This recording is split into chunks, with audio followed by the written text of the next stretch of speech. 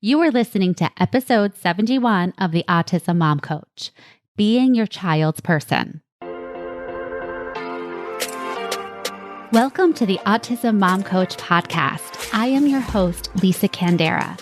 I am a lawyer, a life coach, and most importantly, I am the full-time single mother of a teenager with autism and other comorbid diagnoses. I know what it is like to wonder if you are doing enough or the right things for your child and to live in fear of their future. I also know that constantly fueling yourself with fear and anxiety is not sustainable for you or of any benefit to your child.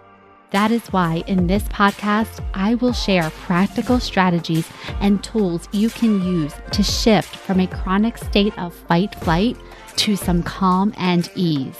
You are your child's greatest resource. Let's take care of you. Hello, everyone, and welcome to the podcast. I hope you are doing well. I'm recording this episode in mid-June because I am trying to pack in as many episodes as possible before my son returns home.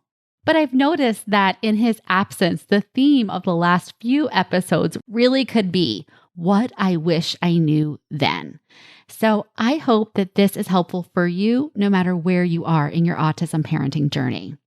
This week, I'm going to talk about, I wish I knew before that considering myself my child's person had some potential downsides, at least for me, and maybe for you too, which is why I'm going to share this.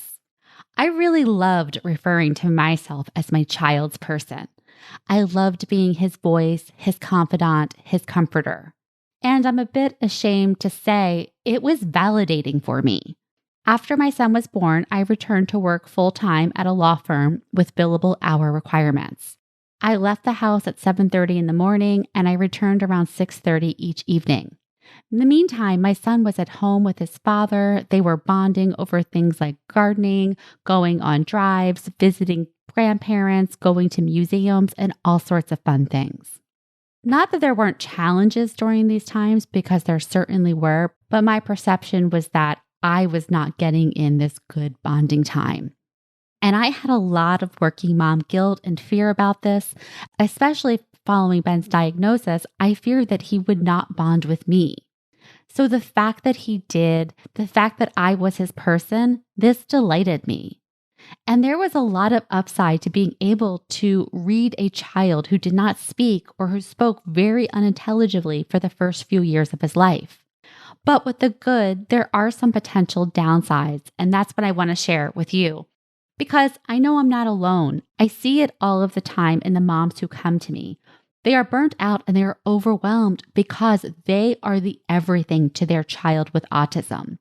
No matter how many other children they have or responsibilities they have or helping hands that are available, they are the person. So here are some of the downsides I see to being your child's person. First, it could lead to you overcompensating. If you believe that you are your child's one and only, or you are their preferred person, this might lead to you doing a lot more for them than necessary or just because you want to please them. This may look like saying yes to every request on the AAC device. This may look like not setting boundaries. This might look like tying their shoes even if they can sort of do it themselves. This may look like you sitting next to them on the couch for hours just because they prefer it. You are their person, you are their one and only, so you believe you have to do it all. Second, it can lead to your child being overly dependent on you and reliant on you and only you for everything, including self-soothing, including regulating their own emotions, including interacting with other people. This means that they will rely on you for these things even if they can do it themselves, even if dad is right there, even if you are on a call with your boss, in the shower, or fast asleep. Finally, when you believe that you are your child's person, this can also lead to you believing that you are the only person you can trust with your child. So this looks like not letting your partner take them to the doctor or make their lunches or take them to the park because they might do it wrong. This looks like not allowing willing family members and friends to watch your child so that you can go out on a date night or out with friends or take a walk. This looks like always being the mom who hosts the play dates or the parties or the sleepovers because you do not think another parent, even a parent with an autistic child, would understand how to manage your child, or that your child not having everything to their specifications would be too much for them or you to bear. Again, I think it is great when we are bonded with our kids and that we get them, but not at the expense of them being overly dependent on us or learning how to rely on themselves and developing life skills, including the skill of being exposed to other people and adapting to other ways of being. It is also not beneficial for us to tell ourselves that we are their only person, because that belief will result in us not allowing others to help us. I want to give you an example of what this looks like. For years, my son used me as his whoopee.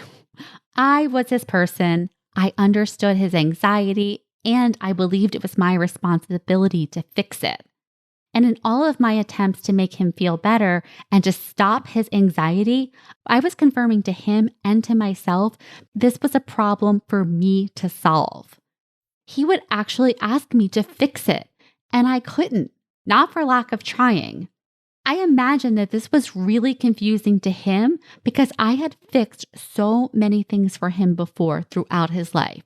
I was always his comforter. I always helped him self-soothe. I always helped him regulate himself. But now I couldn't. He had to come to terms with the fact that his anxiety was his to manage, and I had to let go of the idea that I was supposed to fix it for him. 2 really hard pills to swallow. That is why I am urging you, if you find yourself overcompensating, overfixing, and overdoing it, it might be time to reevaluate your role as your child's person. Start to identify areas where you can pull back a bit, allowing your child and others to step up. It could be as simple as having your child clean up their toys, letting them choose their clothes, or permitting dad to take them to the play date or to the birthday party or to the doctor's appointment. Give it a try, stretch yourself a bit, allow your child to stretch. You are still bonded to your child. You still understand them the best. You are still their person, but you are your own person and so are they.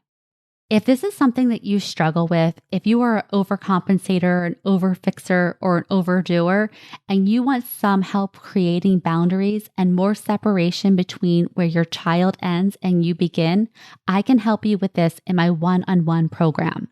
You can get started by scheduling a consultation on my website, theautismmomcoach.com, under Work With Me. I hope to talk to you soon. All right, that is it for this week's episode. I will see you next week. Thanks for listening to the Autism Mom Coach.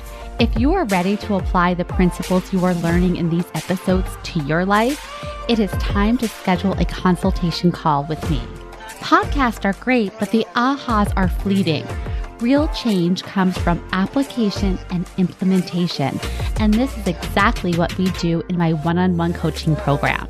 To schedule your consultation, go to my website, theautismmomcoach.com, work with me, and take the first step to taking better care of yourself so that you can show up as the parent you want to be for your child with autism.